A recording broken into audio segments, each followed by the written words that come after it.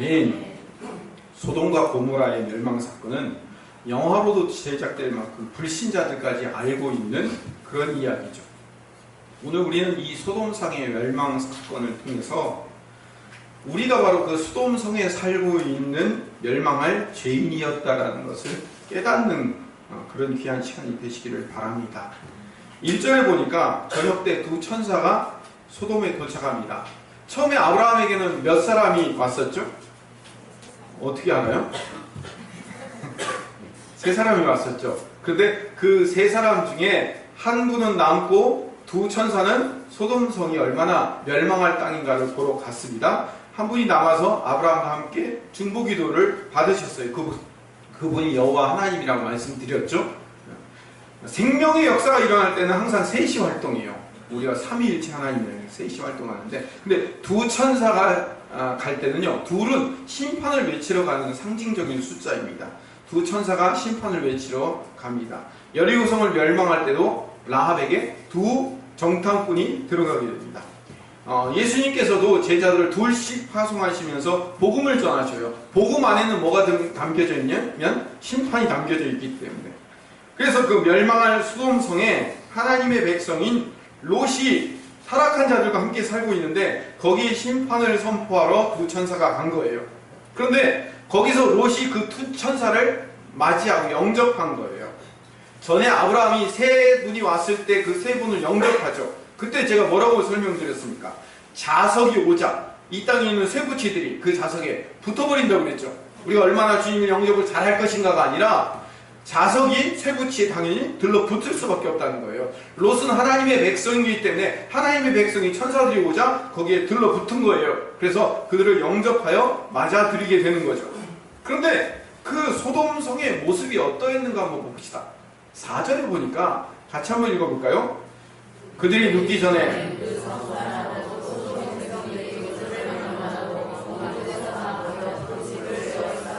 잘 보세요. 노소를 막론하고 원근에서 다 모여. 그러니까 나이 먹은 거나 나이 적은 거나 할 것 없이 멀리 있는 사람이나 가까이 있는 사람이나 할 것 없이 소돔성에 살고 있는 남자란 남자들은 다 모여들었다 이 얘기를 하고 있는 거예요. 누구를 보려고? 롯 집에 지금 외부에서 온 두 남자가 있는데 그 두 남자를 보러 온 거예요. 새로운 남자가 왔다더라. 그래서 소돔 남자들이 전부 다 찾아와서 그 남자들 내놓으라고 지금 데모하고 있는 거예요. 5절에 롯을 부르고 그에게 이르되 오늘 밤에 내게 온 사람들이 어디 있느냐 이끌어내라 우리가 그들을 상관하리라. 성경에서 상관하겠다는 말은 남자와 성관계를 맺겠다는 의미예요. 로마서 1장에 보니까 인간의 본성적인 타락을 이야기할 때 이 타락을 얘기하더라고요. 로마서 1장 26절 27절 읽어봅시다.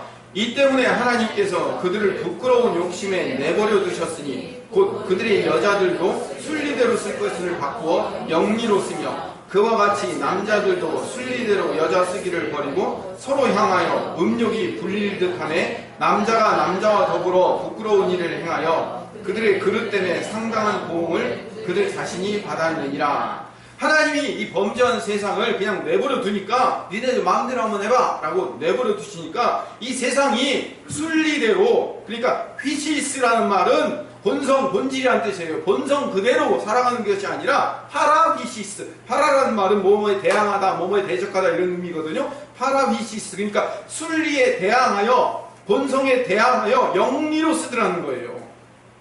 그러니까 원래 하나님은 창조할 때 남자와 여자를 만드셔서 그 남자와 여자가 함께 사랑하며 함께 그 여자와 남자 가운데 생명을 탄생하도록 하나님의 법칙을 만들어놨는데 이들이 죄 가운데 빠져서 그 죄 있는 모양새로 그대로 내버려 두니까 자기들이 멋대로 자기들 마음대로 쾌락을 위하여 남자끼리 여자끼리 살면서 그 쾌락을 위해서만 살더라라는 얘기를 하고 있는 거예요. 자, 오늘 본문 이야기는 그러니까 우리 모든 동성애자들을 몽땅 이 땅에서 물리쳐야 된다, 그들을 몽땅 다 죽여버려야 된다 이런 의미를 얘기하는 것이 아니라 성경이 말하는 동성애의 영적 원리를 알아야 되는 거예요. 성경이 말하는 동성애의 영적 원리가 뭘까요? 제가 여러 번 설명드렸지만 예수님을 사랑하고 그분이 나의 신랑임을 고백하는 자를 뭐라고 얘기해요? 성도, 성도죠? 성도 신부예요. 그러니까 교회가 신부이고 성도가 신부란 말이에요. 그 성도인 우리는 신랑 대신 누구를 사랑하는 거예요? 예수님을 사랑하는 거예요. 이게 유일한 하나님의 사랑이며 하나님과 우리와의 사랑이며 이것이 완벽한 사랑이에요. 이게 아가서에서 말하는 이게 완벽한 하나님이 우리에게 주신 진짜 사랑을 얘기하는 거예요. 하나님과 우리와의 사랑. 이 사랑이 아닌 다른 사람들은 전부 다 가짜다라고 얘기를 해주시는 거예요. 죄인이 죄인을 사랑하는 걸 뭐라고 얘기인지 아십니까? 이걸 동성애라고 얘기하는 거예요. 하나님과 성도가 사랑해야 되는데 성도가 세상을 사랑하고 성도가 다른 것을 사랑하고 욕심과 쾌락 가운데 사는 것을 그걸 동성애라고 해요. 영적 동성애인 거예요. 하나님께서 주신 사랑은요 생명을 낳게 돼 있어요. 남자가 여자가 만나서 생명을 잉태하게 돼 있다니까요. 제가 불임 부부에 대해서 부담을 주려고 하는 게 아니라 영적 원리가 그렇다는 거예요. 성경이 말하는 남자는 생명 있는 자예요. 생명의 씨를 나눠줄 수 있는 자예요. 그런데 아브라함에게 아들을 주겠다고 약속하셨을 때 아브라함을 어떻게 만드셨어요? 하나님이 생명 있는 자로 만드셨어요? 생명 없는 자로 만드셨어요? 없는 자로 만들었잖아요. 그를 99세까지 기다리게 만드시고 그에게 있어서 어떤 씨도 나올 수 없는 불가능한 존재로 만들어 버리신 다음에 그 보고 뭐라고 얘기하는 거예요? 할례를 받으라는 거예요. 잘라버려! 이렇게 얘기하는 거예요. 그러면 너에게서는 어떠한 생명의 씨앗도 나올 수 없어 라고 만들어 버린 다음에 100세 하나님께서 찾아오셔서 사라에게 당신의 씨를 주시는 거예요. 이걸 뭐라고 얘기한다고요? 이게 나중에 예수님께서 태어나실 때 마리아에게서 저주받은 마라의 상징인 마리아에게 하나님이 성령으로 잉태하셔서 하나님의 자녀를 주신 이야기라고 말씀드렸죠. 생명을 태어나게 만들 수 있는 유일한 씨는 하나님으로부터 나온 거예요. 그래서 생명을 전달할 수 있는 씨를 가진 유일한 남자는 예수님 뿐이라는 것을 성경이 설명하는 내용이라고 제가 지지난주에 말씀드렸어요. 그래서 성도는 전부 다 생명의 씨이신 예수님에게서만 복음의 씨앗을 받을 수 있는 신부들인 거예요. 그게 교회인 거예요. 교회가 전부 예수님의 사랑과 예수님으로만 사랑할 수 있는 예수님만 사랑하는 존재이어야만 하는 거예요. 그때 생명이 탄생되는 거예요. 어떤 생명? 우리에게서 영생이라는 생명이 탄생하잖아요. 그게 복음이라니까요. 그럼 이것 아닌 다른 모든 것은 전부 다 영적인 동성애예요. 마귀는 세상을 사랑하도록 우리를 유혹해요. 죄인이 죄된 세상을 사랑하는 것, 이게 영적인 동성애고 이게 영적인 간음이라고 얘기를 하는 거예요. 야고보서 4장 4절을 읽어봅시다. 간음한 여인들아, 세상과 벗된 것이 하나님과 원수됨을 알지 못하느냐. 그런즉 누구든지 세상과 벗이 되고자 하는 자는 스스로 하나님과 원수되는 것이니라. 세상을 사랑하는 것이 간음이래요.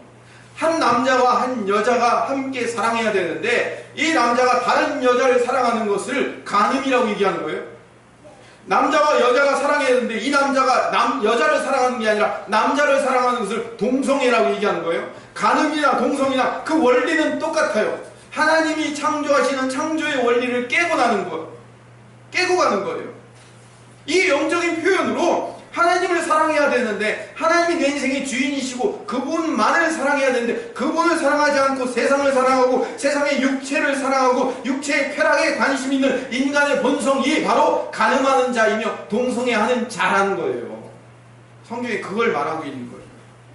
그래서 롯이 심지어는 결혼하지 않은 남자를 알지 못하는 두 딸이 있으니까 그 두 딸을 내보낼 테니까 니네들 마음대로 해. 그런데 이 두 남자는 안 돼! 라고 얘기하니까 이 사람들이 뭐라고 얘기하냐면 여자 필요 없어. 우리 남자를 줘. 라고 얘기를 하는 거예요. 이거를 역행현상이라고 하는 거죠. 이 현상을 이스라엘 백성들이 그대로 하고 있었어요. 남편된 하나님을 섬기는 신부가 이스라엘이었어요. 제 얘기가 아니에요. 성경이 그렇게 말하고 있어요. 이사야 54장 5절을 같이 읽어봅시다. 시작. 이는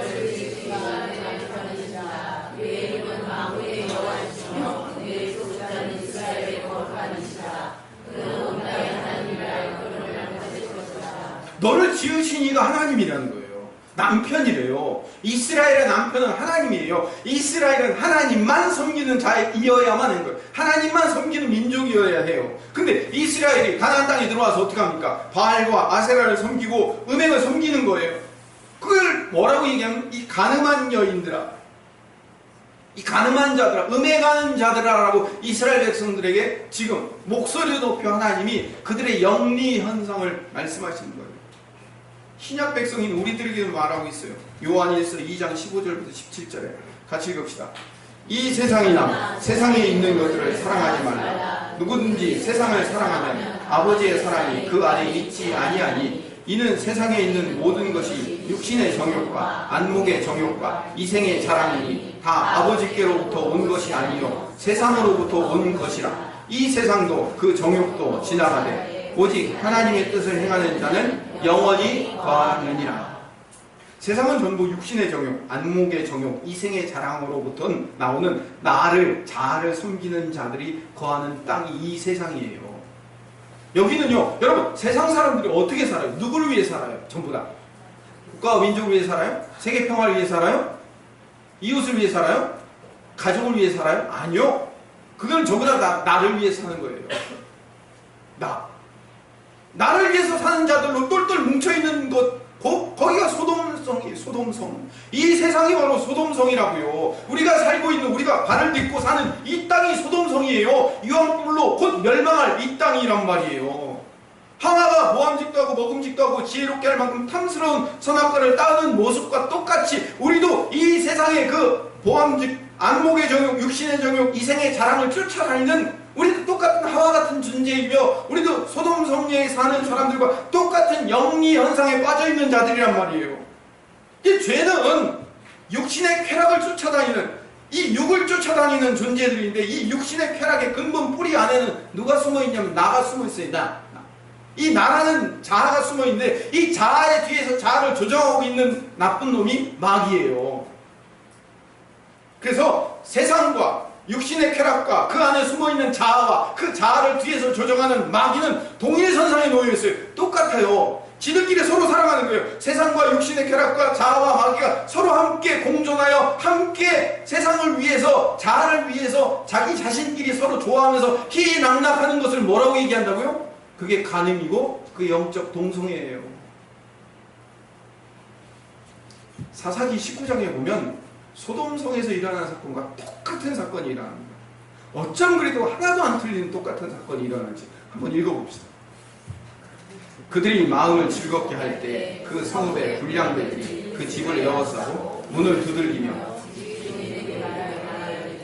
내 집에 들어온 사람을 끌어내라. 우리가 그와 관계하리라 하니 집주인 그 사람이 그들에게로 나와서 이르되 아니라 내 형제들아 청하노니 이 같은 악행을 저지르지 말라. 이 사람이 내 집에 들어왔으니 이런 망명된 일을 행하지 말라. 보라, 여기 내 처녀딸과 이 사람의 첩이 있은즉 내가 그들을 이끌어내리니 너희가 그들을 욕보이든지 너희 눈에 좋은 대로 행하되 오직 이 사람에게는 이런 망명된 일을 행하지 말라 하나. 소돔성에 있는 사건과 어쩜 그렇게 똑같아요? 두 여인을 내보낼 테니까 마음대로 해라. 그 대신 이 남자는 건드리지 마. 근데 이 베냐민 지파 안에 있는 기브아 사람들은 아니야, 남자를 내놔 이렇게 얘기하고 있는 거예요. 여러분, 베냐민 지파의 기브아 사람들이 저 먼 이방인들이 아니에요. 그들이 유대인들이에요. 아니야, 이스라엘 백성들이란 말이에요. 하나님의 백성이라고 외치는 자들이에요. 그들이 지금 소돔성 사람들과 똑같은 일을 똑같이 벌이고 있어요. 왜 창세기 이야기와 사사기 이야기가 반복되고 있죠? 또 잊어버리셨습니까? 반복은 강조하기 위해서요. 뭘 강조하기 위해서? 하나님이 택하신 이스라엘조차도 하나님 안에 있지 않으면 소돔성과 똑같은 열매를 맺을 수밖에 없다, 이 얘기하려는 거죠. 하나님의 백성도 죄인과 똑같아요. 성도도 죄인과 똑같아요. 우리는 결국 다 멸망당할 인간일 뿐이에요. 의인은 없나니 하나도 없다고 로마서에서 말하고 있잖아요. 우리가 주님이 십자가의 공로로 우리를 끌어당겨 주시지 않았다면, 우리의 손목을 붙들고 그 소돔이라는 세상성에서 우리를 끌고 나와 탈출시켜 주지 않으면 우리는 모두가 다 똑같은 존재들인 거예요. 그걸 성경을 통해서 읽어보라는 거예요. 구약 성경은 특별히 소돔과 고모라 성의 멸망 사건을 통해서 우상 숭배하는 자들을 이렇게 심판할 것이라는 이야기로 즐겨 사용하고 있어요. 신명기 29장 이스라엘 백성들이 말을 안 들으니까 어떻게 말하느냐면 니네 이렇게 말 안 들으면 소돔과 고모라 성처럼 너희들 멸망시킬 거야 라고 하나님께서 위협하시는 장면입니다. 23절 같이 읽읍시다. 시작. 그 온 땅이 유황이 되며 소금이 되며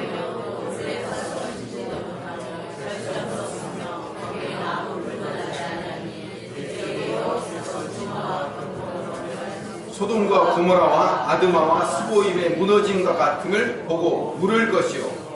여러 나라 사람들도 묻기를 여호와께서 어찌하여 이 땅에 이같이 행하셨느냐, 이같이 크고 맹렬하게 노하신 건 무슨 뜻이냐 하면 그때의 사람들이 대답하기를 그 무리가 자기 조상의 하나님 여호와께서 그들의 조상을 애굽에서 인도하여 내실 때 더불어 세우신 언약을 버리고 가서 자기들이 알지도 못하고 여호와께서 그들에게 주시지도 아니한 다른 신을 따라가서 그들을 섬기고 전한 까닭이라.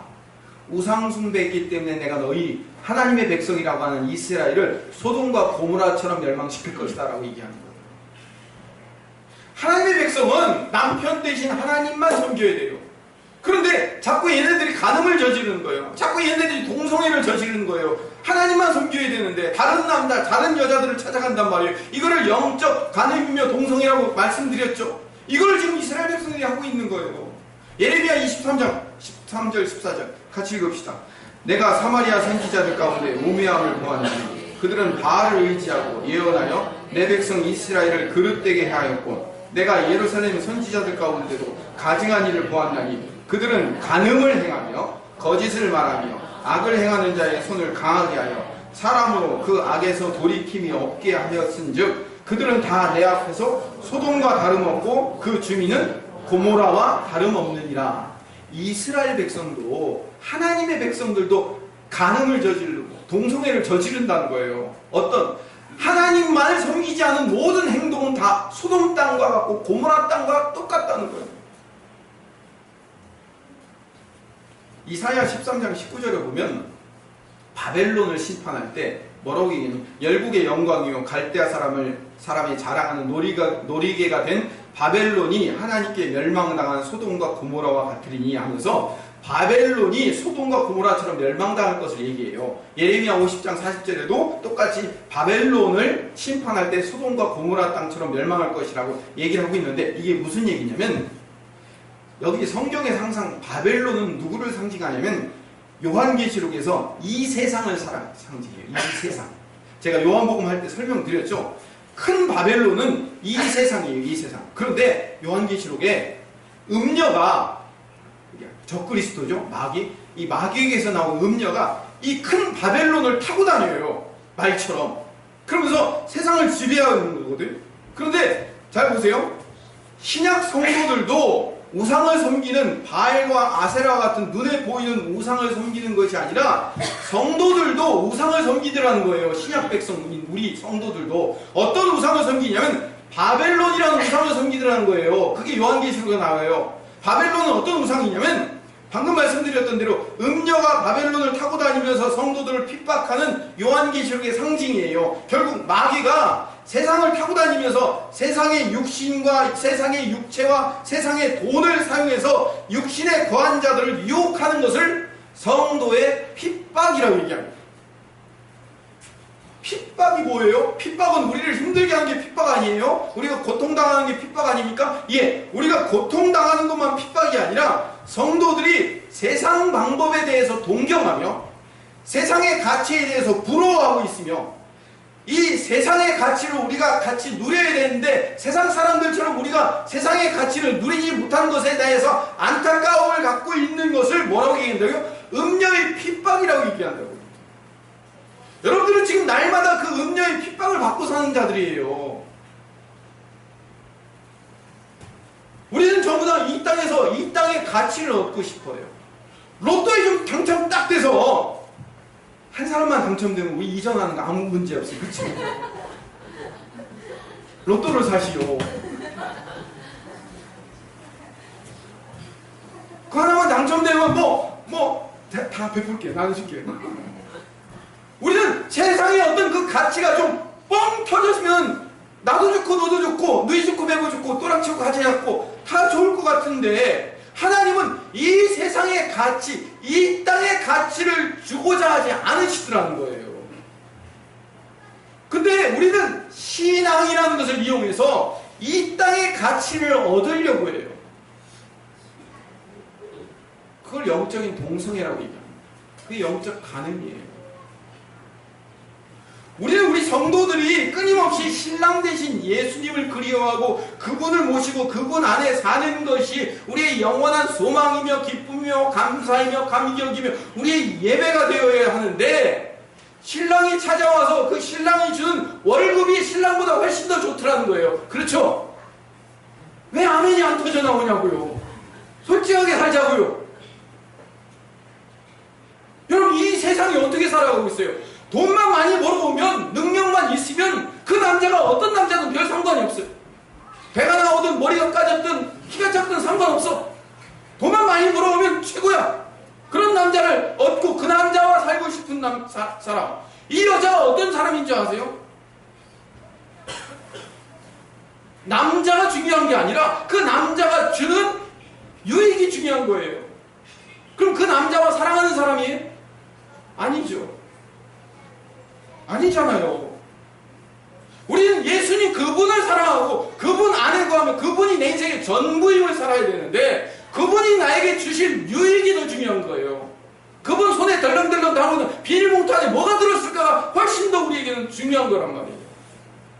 이게 영적 동성애며 영적 간음이라는 거예요. 여러분, 아까 15분 이상 한 곡을 찬양하고 또 한 10분을 한 곡만 찬양했어요. 그게 뭔지 아세요? 주 내 입은, 주 나의 모습 보내, 상한 나의 마음 아시네. 주 나의 눈물 안에 홀로 울던 마음 아시네. 세상 소망 다 사라져가고 주의 사랑은 끝이 없대요. 여러분이 입으로 불렀잖아요. 세상 소망이 다 사라져가고 세상 소망이 다 소멸되어도 나는 주님 그분 한 분으로 충분합니다. 주님이면 나는 충분한 인생입니다를 여러분 입으로 외쳐놓고선, 고백해놓고선, 예수님만으로 난 예수님만으로는 충분 안 해요. 예수님 플러스 돈이 필요해요. 나는 남편만으로 충분하지 않아요. 남편이 벌어다 주는 월급이 꼭 필요해요 라고 외치는 자란 말이에요. 제가 왜 맨날 자아를 추구해야 된다, 왜 십자가에 내 자아를 못 박아야 된다라고 왜 여러분들 싫어하는 얘기만 골라서 하는지 아십니까? 저 하고 싶어서 하는 줄 아세요? 여러분, 교회 은혜 받으러 온다고 했을 때 그 은혜가 뭐예요? 여러분, 그 은혜에 대한 정의부터 한번 바꿔봅시다. 은혜 받으러 온다는 얘기는 뭐냐면 나에게 좋은 덕담을 해주기를 원하는 거예요. 예수 믿으면 잘 될 겁니다. 예수 믿으면 복 받을 거고요. 예수 믿으면 행복해져서 여러분의 자녀도 잘 되고, 공부 대충 했는데 서울대 탁탁 합격하고, 현착했는데도 막 갑자기 뭐 좋은 직장 들어가고, 나는 그냥 사업 시작만 해놨더니 지들이 알아서 사업이 다 번창하고, 왜? 하나님이 은혜를 주셔서. 그걸 우리는 은혜라고 생각한단 말이에요. 은혜. 나는 아무것도 안 했는데 하나님은 나한테 세상의 모든 복을 몽땅 다 털어넣어 주셔서 그 복을 누리고 살 수 있는 존재가 되기를 바라며, 교회에 와서 목사도 그 얘기를 해주기를 바라는 거예요. 우리 와서 신앙생활 잘하면 그 복이, 세상에 있는 세상의 가치의 그 복이 여기서도 막 실컷 떨어질 테니까 그 복 마음껏 누리며 사시오, 이 얘기 해주기를 바라고 교회 온단 말이에요. 근데 저 이상한 목사는 그 얘기를 하는 게 아니라 이 세상의 가치와 이 땅의 가치는 아무 필요가 없습니다. 그것은 전부 다 가짜일 뿐입니다. 우리는 나그네 인생을 살아야 됩니다. 세상의 복은, 세상의 가치는 아무것도 아니고 그런 기복신앙과 그런 번영신앙은 이 땅에서 사라져야 되고, 우리는 오직 저 천국만 바라보며 오직 우리는 예수 그리스도 그분 한 분만으로 충분한 인생, 그분이면 다 됩니다. 그분이면 충분합니다. 세상 소망이 다 사라져가도, 세상의 모든 가치가 다 내 인생 가운데 다 사라져가도, 욕처럼 몽땅 다 빼앗길지라도 나는 주님 한 분만으로 충분합니다. 이 고백을 하는 것이 진짜 신앙입니다를 외치니까 은혜가 안 되는 거예요. 여러분이 요구하는 그 은혜가 안 되는 거예요.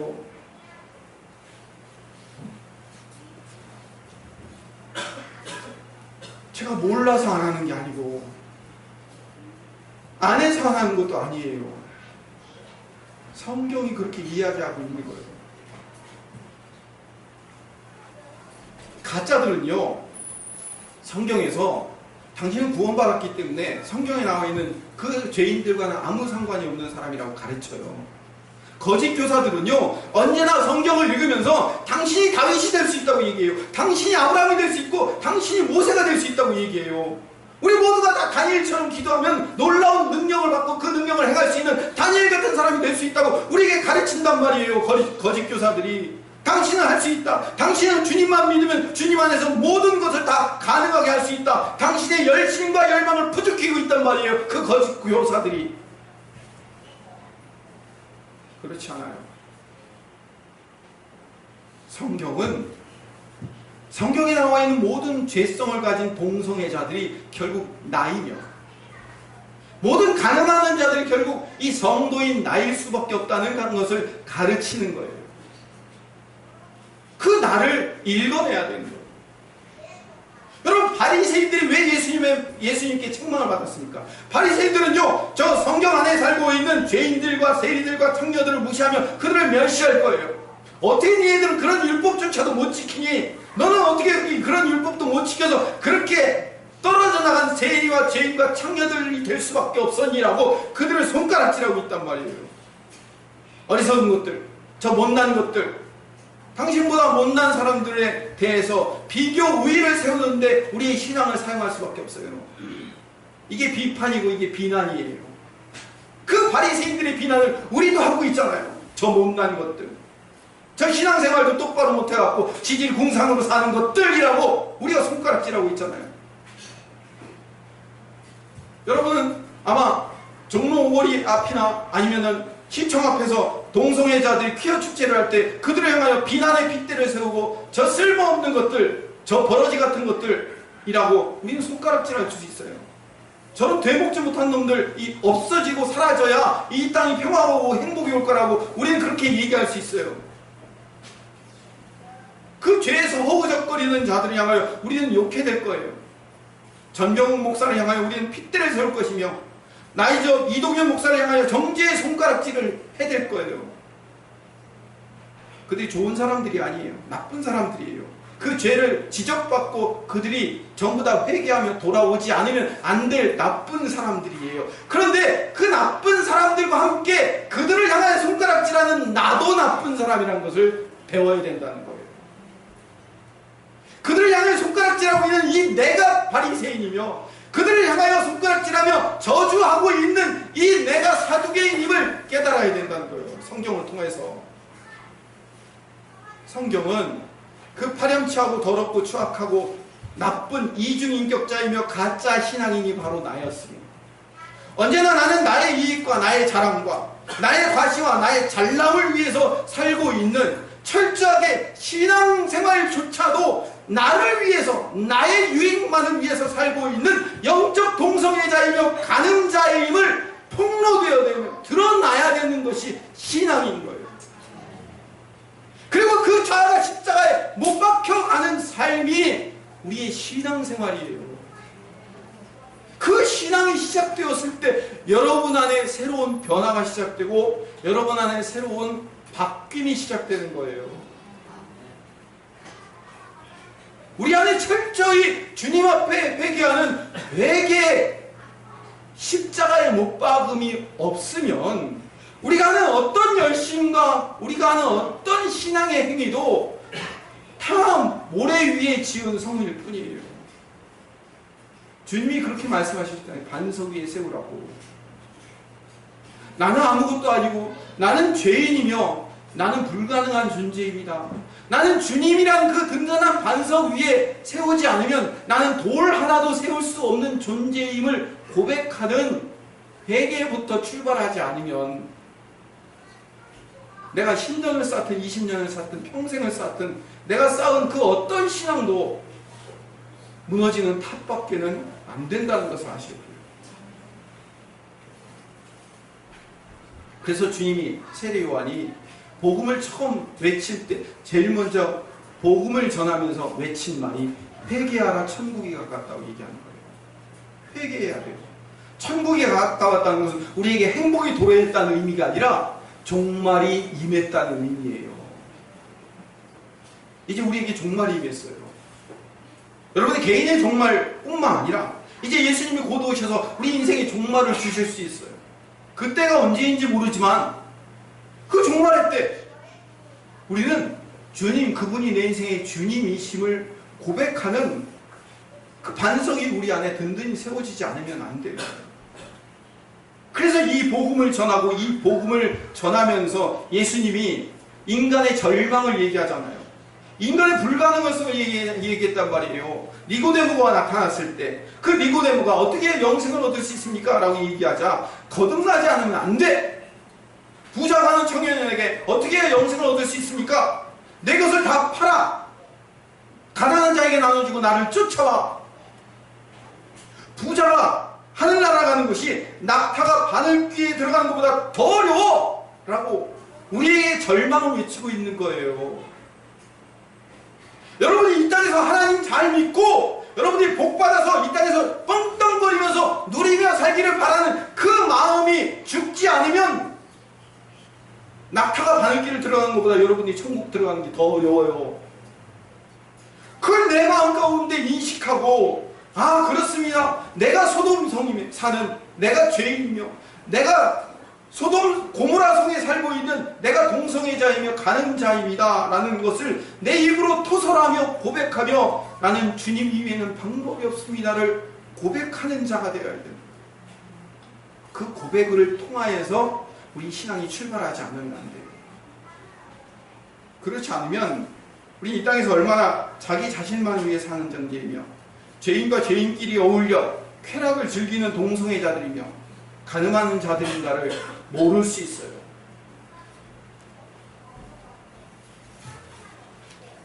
그 철저한 자기 부인의 십자가 앞에서 여러분의 자아를 몽땅 다 십자가에 못 박는 삶으로부터 출발해야 된다는 것을 제가 끊임없이 여러분 앞에 외칠 겁니다. 여러분이 이기나 제가 이기나 봅시다. 단 한 사람만 남더라도 저는 여러분들의 자아가 십자가에 철저하게 처절하게 못 박히기를 외칠 겁니다. 그래서 이 속에서 터져나오는 나는 진짜 아무것도 아니었습니다 라는 것을 여러분의 인생 가운데 고백되어지고 그 고백으로부터 성령의 역사가 출발하며 그 고백으로부터 사도행전의 역사가 출발한다는 사실을 아셔야 돼요. 너무 빨리 갔어요. 한국교회가 너무 빨리 사도행전 29장까지 갔어요. 세계복음화까지 갔어요. 그런데 우리 아직 멀었습니다. 우리 아직도 마태복음 28장을 넘기지 못하고 있어요. 여전히 우리는 우리 십자가 앞에 주의 내 자아를 철저하게 부서뜨리지 않으면 결코 우리가 성령의 역사 안에 사로잡힐 수 없음을 발견해내야 돼요. 여러분, 성령 충만을 한 번만 더 설명할게요. 성령의 충만하심은 성령이 내 안에 들어와 나를 가득 채워 나를 인도하고 이끄시는 것을 성령의 충만이라고 얘기합니다. 여러분, 성령이 충만해지려면 내 안에 내가 내 인생이 주인이며 내가 내 인생을 이끌어야겠다고 생각하는 이 내 자아라는 것이 어떻게 해야 되겠어요? 사라지고 없어지고 십자가에 못 박혀야 되겠죠. 여러분, 우리는 날마다 성령 충만을 외치고 성령에 취해 살기를 바라고 있으면서 여전히 내 인생을 내가 내 마음대로 살고자 하는 그 마음을 여전히 소유한 채 성령을 달라고 외치면 성령이 어디로 들어옵니까? 여러분은 틈을 벌려주셔야죠.